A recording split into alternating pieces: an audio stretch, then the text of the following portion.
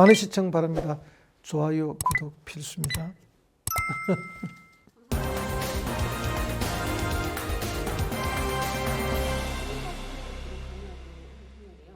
국회 대정부 질문 첫날인 어제 최상병 특검법은 결국 상정되지 못했고 파행으로 끝났습니다. 이에 대한 의원님 의견 부탁드립니다. 예, 7월 2일 날 화요일 첫 대정부 질문이 열렸는데 외교 안보 이런 쪽에 이제 질문이 주로 들어갔는데 뭐 몇 번 절반도 채 못해서 질문이 중단이 됐어요.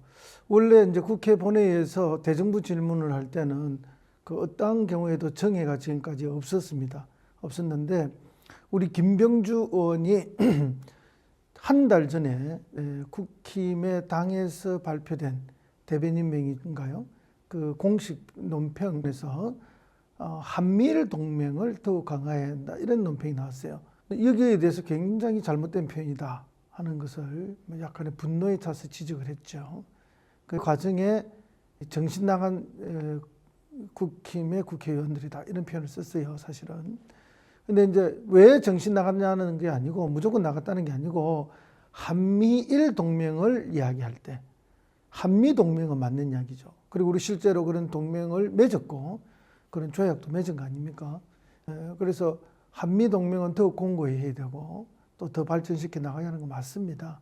그럼 누구도 우리가 지금 그걸 부인하는 사람이 없고 오히려 건강한 한미 동맹 또 더 공고히 되어야 할 한미 동맹을 이야기하는데 한국과 일본은 동맹 관계가 아니거든요. 그냥 적절한 좋은 관계를 가지고 가는 그런 국가일 뿐이죠. 동맹국이 아니에요. 전 세계 많은 국가들하고 우리가 교류를 하고 또 외교 관계를 맺어가는데 그 중에 단계들이 다 다르죠. 또 일본은 높은 수준의 단계의 교류를 가지고 가는 나라고 이웃 나라고 잘 지내야 되는 거 맞죠. 그렇지만 동맹은 아니에요. 협력을 해야 되지만. 근데 한미일 동맹이라는 말 속에 은근슬쩍 묻어서 마치 한일 동맹도 당연한 것처럼 또 이미 한일 동맹이 된 것처럼 기정사실화 해가는 거죠. 그래서 이 표현은 정말 잘못된 표현이다. 그리고 일본은 우리를 어쨌든 1905년에 을사조약부터 하면은 40년 이상 강점을 했고 또 한일 합방조약이라는 것에부터 하면 36년간의 강제 합방을 했던 그런 강제 점령을 했던 그런 이제 우리에게 아픈 역사가 있고 그 외에도 단 한 번도 반성을 하거나 뉘우치지 않고 어쩔 수 없이 사과는 뭐 몇 번 설득했지만 그것도 진정성이 전혀 없는 사과였고 또 지금도 독도가 자기들 땅이라고 우기면서 계속 우리나라를 압박하고 있고 영토적 야심과 야욕을 드러내고 있지 않습니까?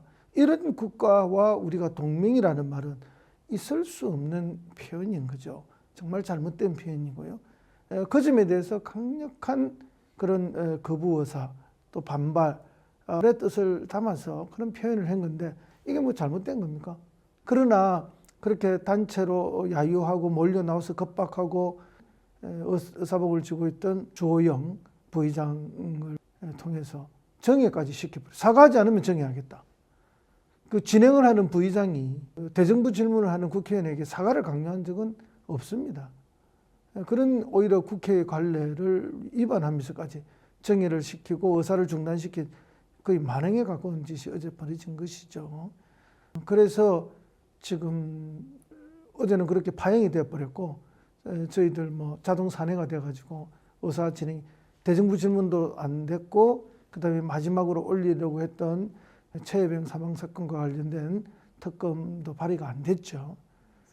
그런데 이제 오늘 7월 3일입니다. 오늘 지금 이 녹화를 하는 이 순간에 3시가 좀 넘어서 개회가 됐고 또 그리고 이제 안건으로 정식 발의가 됐고 지금 국힘에서 필리버스터를 지금 진행하고 있는 거죠. 이제 진행을 하는 순간 또 우리가 가만히 넘는 의원들이 중단을 요구하는 제안을 또 제출을 했어요.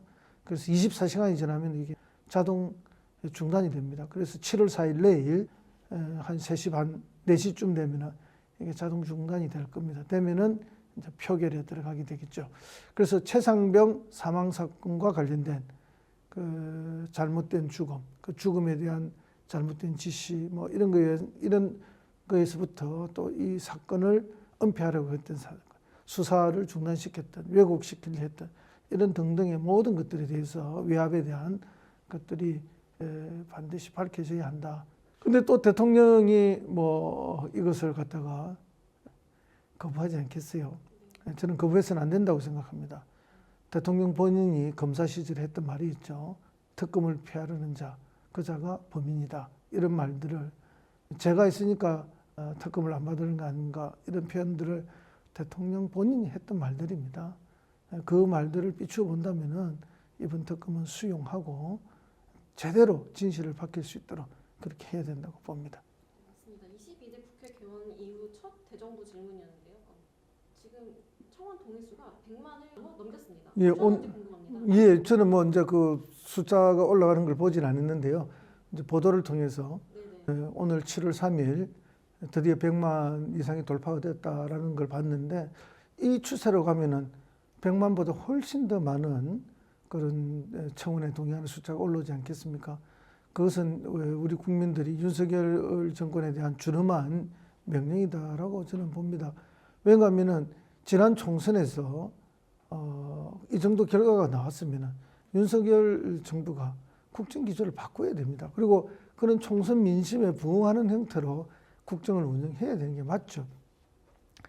그런데 총선 민심이 이렇게 나타났음에도 불구하고 총선 민심을 완전히 무시하고 정반대의 길만 가고 있는 것이죠. 그렇기 때문에 또 국민들 사이에서는 이제 이런 청원 운동까지 펼쳐지는 거 아니겠습니까? 그래서 이런 청원 운동이 의미하는 바가 뭔지를 윤석열 대통령과 용산이 그리고 국힘이 정말 냉엄하게 받아들여야 된다. 그렇지 않고 또 지금과 같이 뭐 민주노총이 주도하는 뭐 그에 불과하다. 뭐 또 좌파들의 준동이다. 이런 식의 태도를 보인다면은 국힘은 그리고 윤석열 대통령은 국민의 힘에 의해서 심판받게 될 것이다. 라는 이야기를 하지 않을 수가 없는 것입니다. 정말 안타까운 그런 현재의 상황인데요. 우리 국민들은 이 안타까움을 빨리 끝내라. 그리고 이 답답함을 빨리 해소해달라 하는 그런 간절함이 있기 때문에 이런 청원을 올린 것이라고 생각을 합니다. 청원 동의수가 100만을 넘었다는 것은 국민의 명령이다라고도 해석할 수가 있을 것 같아요. 그렇죠. 국회의원 한 명의 국회의원으로서 어떻게 생각하시는지. 지금 이제 이 정권이 들어서고 난 다음에 여러 가지 문제가 있지 않았습니까? 그죠?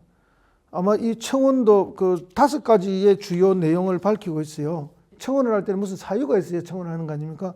첫 번째가 해병대 박정훈 수사단장에 대한 예압 행사, 그 군사법원법 위반, 이 부분에 대한 게 첫 번째 사유로 올라왔고, 그다음에 두 번째 사유가 명품 뇌물 수수 주가 조작, 서울 양평 고속도로 노선 조작, 윤석열 김건희 일가 부정비리 국정농단이 두 번째 사유로 올라왔어요. 그러니까 지난 2년 내에 우리가 답답하게 지켜봤던 내용들이죠. 그다음에 세 번째 사유가 전쟁 위기를 조장하고 있다. 평화 통일을 해야 한다는 헌법적 의무를 위반하고 있다는 거죠. 오히려 그런 의무를 위반하고 오히려 전쟁 분위기를 조장시키고 위기를 조장시키는 게 아닌가 하는 그런 사유 때문에 또 탄핵을 해야 되겠다 하는 거고, 그 다음에 네 번째가 일본의 강제징용 친일 해법 강행, 대법원 판결을 부정하고 있다는 거예요. 대법원에서 그죠? 한국에 나와 있는 일본 기업들의 재산을 몰수해서라도 그 재산 일부를 가지고 보상을 해주라 하는 게 대법원 판결의 취지 아닙니까? 근데 그걸 그렇게 하지 않고 이 정부가 오히려 그걸 막으면서 우리 스스로 무슨 돈으로 해주겠다 이런 이야기니까 대법원 판결 자체를 무시하는 거다. 그래서 이것도 탄핵 사유가 되는 거죠. 그 다음에 다섯 번째 후쿠시마 핵 오염수 해양 투기가 있었는데 이 정부가 오히려 그걸 뭐 홍보해주고 방조하고 오히려 그 위험성을 지적하는 우리 국민들을 질타하고 이런 이제 도대체 이게 무슨 정부인지 모르겠다. 일본 정부인지 한국 정부인지 이럴 정도의 이야기가 있었던 거죠. 그래서 대통령이 대통령으로서 역할을 방기하고 오히려 일본을 우리 예산들에서 홍보해주는 이 어마어마한 일을 벌인 것도 탄핵 사유가 된다는 거죠. 이 5가지의 사유로 지금 탄핵 청원을 올린 것이거든요. 아마 이 지난 2년 동안 벌어졌던 이 이야기들을 다시 한번 우리가 되새겨 본다면은 정말 대통령으로서의 자격이 없는 것이 아닌가. 하지만 대통령실 입장은 사뭇 다른데요.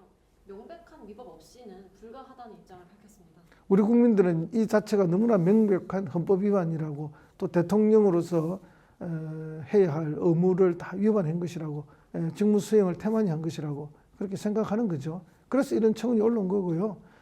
거기에 대한 판단은 뭐 결국 국민들과 이것이 현실화된다면은 헌법재판소에서 하게 되는 거겠죠. 그러나 이제 헌법재판소로 가려면 국회 의결이 있어야 되는데, 그래서 이제 3분의 2 이상의 의결이 있어야 되는 거 아닙니까? 이제 그런 면에서는 이제 국회의 역할이 앞으로 필요하겠죠. 네, 맞습니다. 이번에는 좀 지역의 현안 관련해서 좀 질문을 드리려고 합니다. 오늘 의원실에서 환경부와 낙동강 보호 운영 현황 및 계획에 대한 간담회를 진행하셨던 걸로 알고 있습니다. 어떤 이야기 주고받으셨을까요? 예, 낙동강 보가 이제 경북에서부터 쭉 이렇게 설치되어 있는데, 우리 경남에만 해도 합청 장령보, 그 다음에 뭐 함안 장령보, 이렇게 해서 이제 큰 보가 2개가 있습니다. 우리 경남에만. 또 이제 하류에 가면은 또 하구원이 있고요. 그리고 실제 물을 가두는 양도 그 함안 장령보 또는 장령 함안보라도 하고, 그 다음에 합청 장령보, 이 2보가 물을 가두는 양이 제일 많습니다. 그리고 여기는 보통 5월, 6월부터 이제 녹조가 창굴하기 시작하죠. 그리고 장마철에 큰 비가 오면은 좀 사라졌다가, 또 장마가 끝나고 나면은 한여름에 또 녹조가 창궐을 합니다. 그리고 이제 이 녹조로 뒤덮인 이 물을 원수로 치수해서 우리 부산, 그다음에 양산, 김해, 우리 창원, 백만, 창원 시민 뭐 이렇게 많은 사람들이 이걸 식수로 쓰고 있거든요.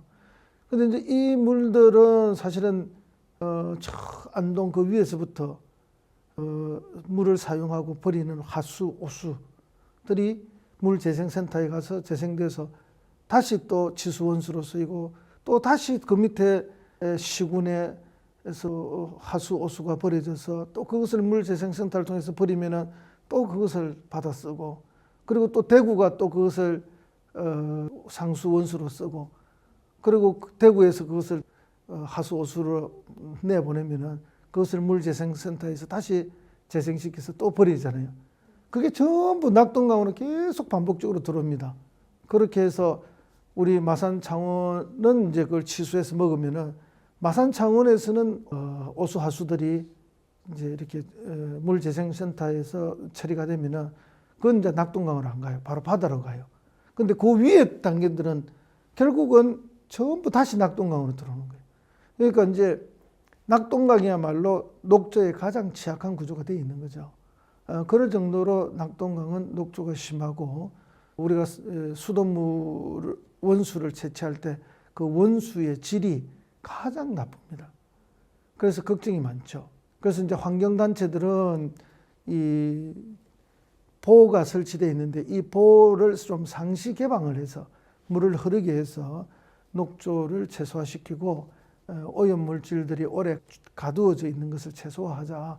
그리고 낙동강의 지표수를 살리는 그런 일을 환경부와 지방정부들이 최선을 다하자 하는 그런 캠페인을 계속 하는 거죠. 그래서 이제 오늘 그분들을 부른 거는 녹조가 창궐하는 기간만이라도 제대로 보를 개방해서 물이 제대로 흐르게 하고 녹조 발생을 최소화하고 그랬으면 좋겠다 하는 우리 환경단체나 우리 시민들의 뜻을 오늘 전달한 거죠. 환경부도 어쨌든 그 특별히 좀 탄력적으로 지금 운영하고 있고 최선을 다하고 있다. 또 홍수 예방과 녹조 예방을 위해서 그렇게 잘 하고 있다라고 보고를 했지만, 저는 이제 그렇게 요구했죠. 진짜 그 수돗물 원수 치수에만 문제가 없다면 더 상시적으로 좀 내보내는 게 필요하다. 그런 요청을 강하게 드렸고, 원수 치수에만 문제가 없다면은 상수원수 치수에만 문제가 없는 선까지 최대한 물을 좀 내보내는 그런 개방이 필요하다는 강력한 요구를 했고, 환경부에서도 그 부분에 있어서 적극적인 검토를 해보겠다 하는 그런 말씀이 있었습니다. 그리고 이제 치수원 다변화 문제, 그것 때문에 제가 지금 비난도 좀 받고 있는데요. 그게 이제 우리 환경단체나 우리 시민들 또는 이제 치수원이 다변화됐을 때 우리 창녕군에 계신 군민들이나 합천군의 군민들이 걱정이 있어요. 이것 때문에 피해가 있지 않을까 하는데 그분들의 걱정은 너무나 당연한 것이고요. 그분들 걱정을 완벽하게 해소해 줘야 됩니다. 그리고 환경단체의 걱정은 또 뭔가 하면은 그랬을 때 이 낙동강 수질 개선을 환경부가 정부가 포기하는 것이 아닌가 하는 그런 걱정을 하거든요. 절대 포기해서는 안 된다는 것이고 그래서 그 환경단체의 걱정도 옳은 걱정이고요. 다변화했을 때 그 치수원을 채취하게 되는 그 유역에 계신 분들의 걱정도 너무나 당연한 걱정입니다. 그 걱정도 해소해 드려야 되고 낙동강 수질 개선도 지속적으로 해서 환경단체나 우리 시민들의 걱정도 없애주셔야 되는 거고 그러면서도 동시에 저는 경상남도 부지사도 하면서 이 부분을 참 오랫동안 들여다봤고 또 창원시장을 하면서 4년 내내 걱정을 하면서 들여다봤던 거거든요. 우리도 다른 모든 대한민국의 다른 수계처럼 지금 7수 수준의 그 댐에서 원수를 가져다 먹어야 된다. 깨끗한 원수를 먹을 우리도 권리가 있다. 그렇게 해줘야 된다. 물론 지금 그 가장 수질이 나쁘고 오염됐던 하수나 또 오수를 재생해서 다시 내보내면 그걸 또 우리 치수원수로 쓰고 또 그렇게 오염된 내보내면 또 치수원수로 쓰고 이렇게 된 이 원수, 이 나쁜 원수 우리가 정수를 잘해서 수돗물은 좋은 물을 생산해내는 건 맞습니다. 맞지만 원수가 워낙 안 좋기 때문에 우리가 여러 걱정이 있는 것이죠. 그래서 이제 원수 자체가 정말 좋은 원수를 우리가 치수해서 먹으면 걱정이 별로 없잖아요. 그래서 이 세 가지를 동시에 난 해결해야 된다. 그런 주장을 저는 하는 것이죠. 우리 환경단체가 주장하는 거 진짜 옳은 주장입니다. 당연히 그렇게 해야 되는 것이고요. 또 그 지금 다변화했을 때 그 원수를 채취하게 되는 그 지역에 계신 우리 주민들 그분들의 걱정도 너무나 훌륭하고 옳은 걱정입니다. 그분들 걱정도 다 해소해 드려야 됩니다. 그러면서 또 좋은 물도 마실 수 있어야 되기 때문에 좋은 원수도 취소해야 되기 때문에 이 세 가지를 동시에 다 해결할 수 있는 더 큰 노력과 더 큰 열정이 필요하다. 그래서 오늘 환경부 그분이 이 모든 부분을 다 관장하는 건 아니지만 이 부분에 대해서 오늘 강력한 그런 뜻을 전했다. 그런 말씀을 드리고 우리 환경단체나 시민들이 걱정하시는 부분 또 원수를 취소하게 돼서 다변화됐을 때 그 해당 지역의 주민들이 걱정하는 부분 다 해결해 드려야 됩니다. 그분들 걱정 너무 당연한 것이고요. 옳은 주장입니다. 그렇지만 또 그것 때문에 이것도 포기할 수 있는 것은 아니잖아요. 좋은 원수를 마시겠다는 또 먹게 해줘야 된다는 이것도 포기할 수 없는 거죠. 이 세 가지를 다 동시에 해결할 수 있는 그런 신뢰와 믿음, 업무 추진이 필요하다. 저는 그런 말씀을 드립니다. 혹시 저희 그 공동 발의 때문에 서운하거나 걱정이 되셨다면은 오늘 제 이 방송을 보시고 오해도 푸시고 또 우리 주민들과 우리 시민단체와 함께 하겠다는 약속의 말씀도 드립니다. 네, 잘 들어왔습니다. 곧 있으면 첫 상임위원회 전체 회의가 있는데요. 좀 임하는 소감이나 뭐 각오 한마디 부탁드리면서 마무리 짓겠습니다. 수고 많으셨어요. 예, 저는 이제 산자위에서 일을 하게 되는데요. 우리 산자위는 대한민국의 산업, 중소기업, 벤처, 특허 그리고 에너지 이런 것들을 관리하고 감독하는 그런 국회의 역할을 하는 위원회인데요. 우리 대한민국의 제조업 경쟁력 이게 지속되어야 되고 또 세계 1등 경쟁력 확보를 위한 끝없는 노력이 되어야 됩니다. 그래서 이제 산자위에 가서 그 역할을 같이 하려고 하는 것이고요. 특히 지금 저출생 고령화 문제가 심각하고 저출생 때문에 나라의 존재가 흔들린다라는 걱정이 있을 정도인데 이 저출생 문제를 해결하기 위한 여러 보고서들이 있습니다. 그중에서도 한국은행에서 발간한 이번 보고서가 굉장히 주목을 받고 현실 가능한 보고서로서 격찬을 받았는데요. 6가지의 해법을 제시합니다. 이 6가지 해법을 다 해결하면은 1.5명까지의 출산율 1.5가 나올 것이다 라는 대안을 제시하고 있습니다. 그게 최대치예요 지금. 근데 그 중에 나머지 5가지를 다 합친 것만큼의 한 가지 중요한 제안이 있었습니다. 그게 균형 발전입니다. 인구 밀집도를 줄일 때 출생률이 높아지고 그 밀집도를 줄이기 위해서는 전국을 골고루 발전시키는 균형 발전이 필요하다는 거죠. 그럼 제가 볼 때 균형 발전의 핵심은 뭐냐? 산업의 균형, 일자리의 균형 발전. 지금 전국의 소멸 지역이 엄청나게 늘어나고 있는데 그 지역들의 거점 도시에 정말 좋은 일자리들이 가게 하고 산업 경쟁력을 높여주면 자연히 균형 발전은 이루어지게 되어 있습니다. 그래서 이 출생의 문제, 저출산의 문제를 극복하는 게 이게 뭐 보건복지부의 문제다, 행안부의 문제, 또 새로운 부서를 만들어서 저는 그것이 아니라고. 제일 핵심이 뭐냐? 좋은 일자리, 좋은 산업, 좋은 기업들을 골고루 지역에 배치해서 균형 발전을 이루내는 거죠. 그래서 오히려 산업부가, 중소기업부가, 벤처부가, 그죠? 더 할 일이 많다. 중심에 이동이 지금 돼야 된다. 균형 발전을 위해서. 저출생 문제 해결을 위해서 중심을 바꿔줘야 한다. 이런 일들을 함께 하겠다는 말씀을 드리려고 합니다. 제가 산자위를 선택한 데는 이런 이유들이 있다.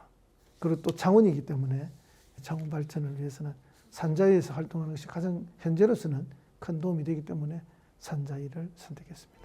네, 우리 시청자 여러분, 그리고 우리 국민 여러분, 우리 창원 시민 여러분, 대한민국의 미래, 정말 전 세계 패권국들하고 겨루어서 언제나 당당하게 앞서갈 수 있어야 합니다. 영토나 인구의 문제로 우리가 패권국이 될 수는 없습니다. 그러나 과학기술로서, 그리고 경쟁력 있는 제조업과 산업으로서 미래를 들어가는 4차 산업으로 우리는 패권 경쟁에서 앞서갈 수 있다고 저는 확신합니다. 그런 대한민국을 만드는데 여러분과 함께 하겠다는 약속을 드립니다. 오늘 감사드립니다. 고맙습니다.